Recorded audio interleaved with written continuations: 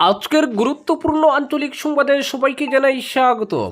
আজ হলো 22 জানুয়ারি, বৃহস্পতিবার। আজকের সন্ধ্যার সমগ্র বরাক উপত্যকা তথা আসাম এবং দেশের গুরুত্বপূর্ণ বিশেষ বিশেষ খবর হলো: সম্প্রীতির নিদর্শন, বদরপুরে মুসলিমদের দান করা মন্দিরের ভূমির নিবন্ধন, যানজট সমস্যার সমাধানে গুরুত্বপূর্ণ পদক্ষেপ শ্রীভূমি উন্নয়ন পর্ষদের, অযোগ্যতা প্রমাণ, জামিরা পঞ্চায়েত সভাপতির পদ হারালেন মুস্তাক চৌধুরী, ক্ষমতা এলে বন্ধ হবে মদের দোকান, গুরুত্ব বাড়বে স্কুল কলেজ নির্মাণে, বললেন গৌরব গগৈ। ভোটার তালিকায় পরিকল্পিতভাবে নাম কর্তনের চেষ্টা, আন্দোলনের ডাক কালাইন কংগ্রেসের। এবার নিজের আসনে বসেই উপস্থিত বলতে হবে সাংসদদের, সংসদে বদলাচ্ছে হাজিরা নিয়ম। আলগাপুর কাটলিচুড়া কেন্দ্রে কংগ্রেস টিকিট চেয়ে আবেদনপত্র জমা আলিম উদ্দিনের। মরণফাঁদে পরিণত জামিরার অসম্পূর্ণ সেতু, 7 বছরেও হলো না অ্যাপ্রোচ, নেই সাইড রেলিং, অঘটনের আশঙ্কায় স্থানীয়রা। আসিমগঞ্জে বেহাল রাস্তা, সংস্কারের দাবিতে আমসুর সড়ক অবরোধ। বাংলাদেশকে সিদ্ধান্ত নিতে হবে একদিনের মধ্যেই, না খেললে টি-20 বিশ্বকাপে স্কটল্যান্ড, সিদ্ধান্ত আইসিসি বোর্ডের। এবং সর্বশেষ খবরটি হলো, জম্মু কাশ্মীরে বুক কাঁপানো দুর্ঘটনা, নিয়ন্ত্রণ হারিয়ে সোজা খাদে পড়ল গাড়ি, মর্মান্তিক মৃত্যু 10 সেনার। এবারে শুনুন বিস্তারিত খবর। বর্তমান কাছাড় জেলার রেল শহর বদরপুরে মুসলিমদের ভূমি কালী মন্দিরের নামে দান করে সম্প্রীতির নিদর্শন গড়েছে। বদরপুরে হিন্দু মুসলিম উভয় সম্প্রদায়ের মধ্যে ঐক্যের বার্তা দেখা গেল। বদরপুর ঘাট দেবেন্দ্রনগর সর্বজনীন কালীবাড়িতে মুসলিমরা সরেজমিন উপস্থিত হয়ে কাগজে কলমে ভূমি দান করেন হিন্দু সম্প্রদায়ের কালী মন্দিরের নামে। বদরপুর থানার আলাকুলিপুরের স্থানীয় বাসিন্দা প্রয়াত হাজী তফজ্জুল আলী ও তজমুল আলী নামের 2 ভাই কয়েক বছর আগে দেবেন্দ্রনগর কালীবাড়িতে মৌখিকভাবে মন্দিরের জন্য জমি দান করেন। এর ফলে হিন্দু মুসলিম উভয় সম্প্রদায়ের মধ্যে মিলন এবং সম্প্রীতির নিদর্শন গড়ে তোলার চেষ্টা করেন। সম্প্রতি দেশের মধ্যে যে সময় হিংসার রাজনীতি চলছে, হিন্দু মুসলিম ধর্মীয় কাঠ খেলে বিভাজনের মাধ্যমে সমাজে অশান্তি সৃষ্টিতে ব্যস্ত রাজনৈতিক নেতারা সেই সময় দেশবাসীকে ঐক্যের বার্তা দিয়ে দেখিয়ে দিয়েছে বদরপুর আলাকুলিপুরের মুসলিম পরিবার। আলাকুলিপুরের বাসিন্দা প্রয়াত হাজী তফজ্জুল আলী ও তজমুল আলীর উত্তরসূরি নাতিরা দাদুর মহানুভবতাকে সম্মান জানিয়ে মৌখিকভাবে দান করা জমি মন্দিরের নামে রেজিস্ট্রি করে দেন। এতে পুনঃ হিন্দু মুসলিম উভয় সম্প্রদায়ের মধ্যে মিলন দেখা যায়।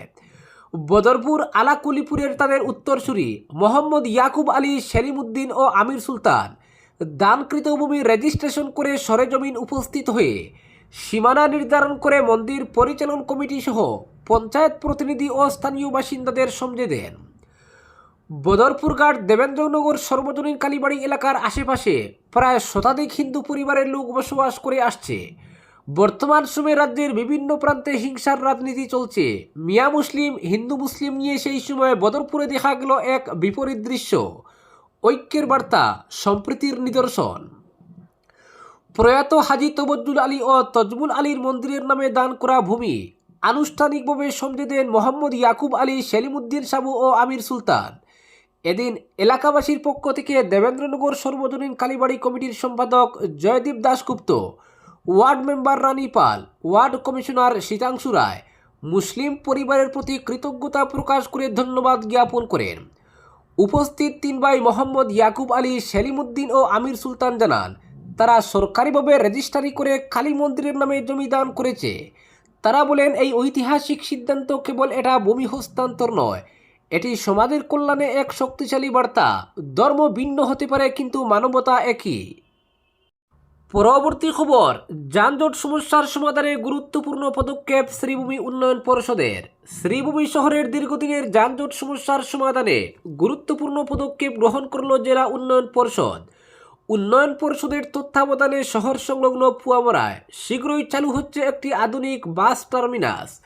বর্তমান রাজ্য পরিবহন নিগমের অধীনস্থ বাস স্ট্যান্ডটি নতুন টার্মিনাসে স্থানান্তরিত হলে শহরের দৈনন্দিন যানজট থেকে সাধারণ মানুষ চিরতরে স্বস্তি পাবেন বলে জানান জেলা উন্নয়ন পর্ষদের চেয়ারম্যান বিশ্বরূপ ভট্টাচার্য। জেলা উন্নয়ন পর্ষদের কার্যালয়ে আয়োজিত এক সাংবাদিক সম্মেলনে চেয়ারম্যান বিশ্বরূপ জানান, উন্নয়ন পর্ষদের উদ্যোগে বাস টার্মিনাসের পাশেই একটি পেট্রোল পাম্প গড়ে তোলা হবে।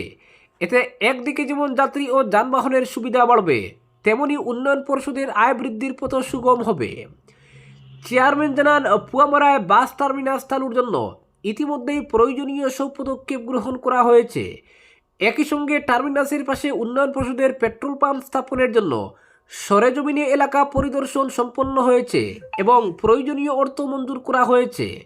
প্রায় 30 বছরের জন্য চুক্তি স্বাক্ষরিত হয়েছে বলে জানান তিনি। পেট্রোল পাম্প থেকে অর্জিত আয় উন্নয়ন পর্ষদের বিভিন্ন জনকল্যাণমূলক কাজে ব্যয় করা হবে। চেয়ারম্যান বিশ্বরূপ আরও বলেন, দায়িত্ব গ্রহণের মাত্র 7 মাসের মধ্যেই উন্নয়ন পর্ষদের বিভিন্ন ক্ষেত্রে কিছু পরিবর্তন আনা সম্ভব হয়েছে। কার্যালয়ের ঘর ভাড়া ও অন্যান্য সিংহভাগ বকেয়া পরিশোধ করা হয়েছে।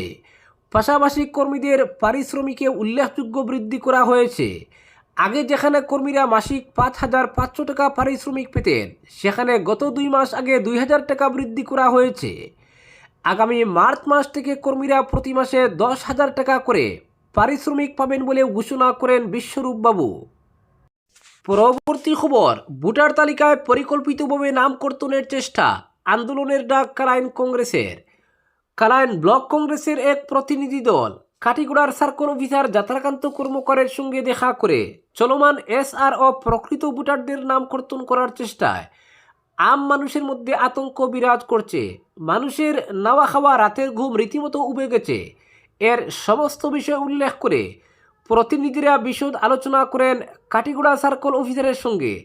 তার মাধ্যমে ঊর্ধ্বতন কর্তৃপক্ষের নিকট ইলেকশন কমিশনের গাইডলাইন মেনে 2026-এর চূড়ান্ত ভোটার তালিকা তৈরির জন্য কালাইন ব্লক কংগ্রেসের পক্ষ থেকে একটি স্মারকপত্র প্রদান করা হয়, যাতে ভোটার তালিকা থেকে কোনো অবস্থায়ও প্রকৃত ভোটারের নাম কর্তন না হয়। প্রতিনিধি দলে ছিলেন কালাইন ব্লক কংগ্রেসের প্রশাসনিক সাধারণ সম্পাদক শামসুল ইসলাম, ব্লকের সাংগঠনিক সাধারণ সম্পাদক শরীফউদ্দিন লস্কর, লক্ষ্মীপুর জিপি মণ্ডল সভাপতি শাহাবুদ্দিন লস্কর ও কালাইন ব্লক যুব কংগ্রেসের কার্যকরী সভাপতি জামিল আহমেদ, কাটিগড়া ব্লক কংগ্রেসের সাধারণ সম্পাদক তনুজা দাস, কালাইন ব্লক কংগ্রেসের সাধারণ সম্পাদক নিরূপণ চক্রবর্তী, অঞ্জন দেব, সত্যরঞ্জন রায় সহ আরও অনেক। কালাইন ব্লক কংগ্রেস সভাপতি বিশাল সরকার সংবাদ মাধ্যমকে জানান, কালাইন ব্লকের বিভিন্ন বুথে SR-এর হিয়ারিংয়ের মাধ্যমে ভোটারদের নাম কর্তন করার প্রক্রিয়া জোর কদমে আরম্ভ হয়েছে। এর তীব্র ভাষায় নিন্দা ও ধিক্কার জানান তিনি।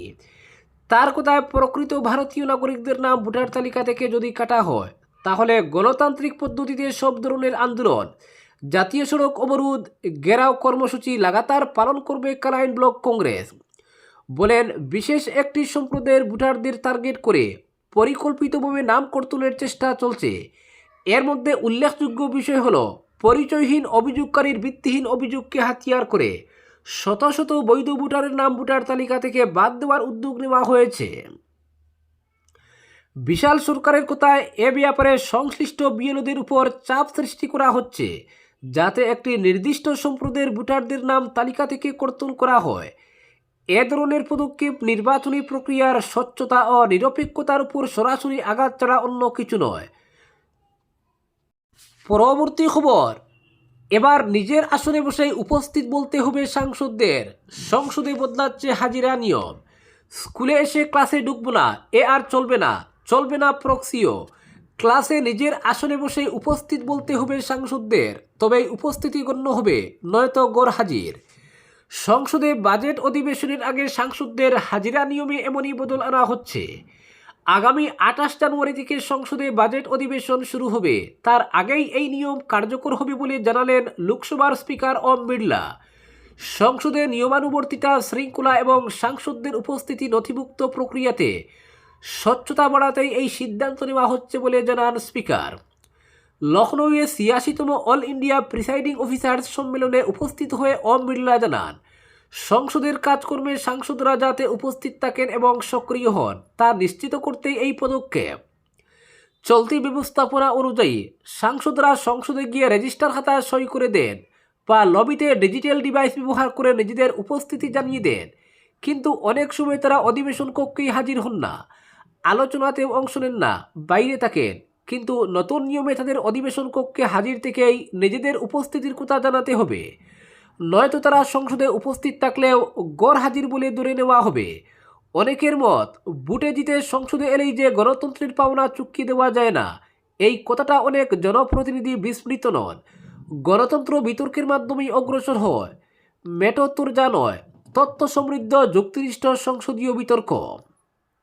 সেই বিতর্কের সর্বাপেক্ষা গুরুত্বপূর্ণ পরিসরটির নাম সংসদ, কিন্তু অনেক জনপ্রতিনিধিরই সেদিকে খেয়াল থাকে না। তাই তাদের সক্রিয় অংশগ্রহণ নিশ্চিত করতে যে পদক্ষেপ করা হচ্ছে তার জন্য সাধুবাদ প্রাপ্য বলেই মনে করছেন অনেকে।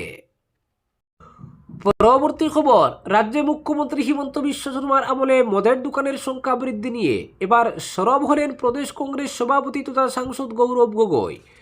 কার্বি আংলং জেলার হাওড়াঘাটের ডেন গ্রামে হাজার হাজার জনগণকে সাক্ষী রেখে গৌরব গগৈ বলেন, কংগ্রেসের 15 বছরের শাসনে 10,000 কোটি টাকার ঋণ নিয়ে কম হইচই করেননি হিমন্ত বিশ্ব শর্মা, কিন্তু এখন তার আমলে ঋণের পরিমাণ 1.5 লক্ষ কোটি টাকার ঘর স্পর্শ করেছে।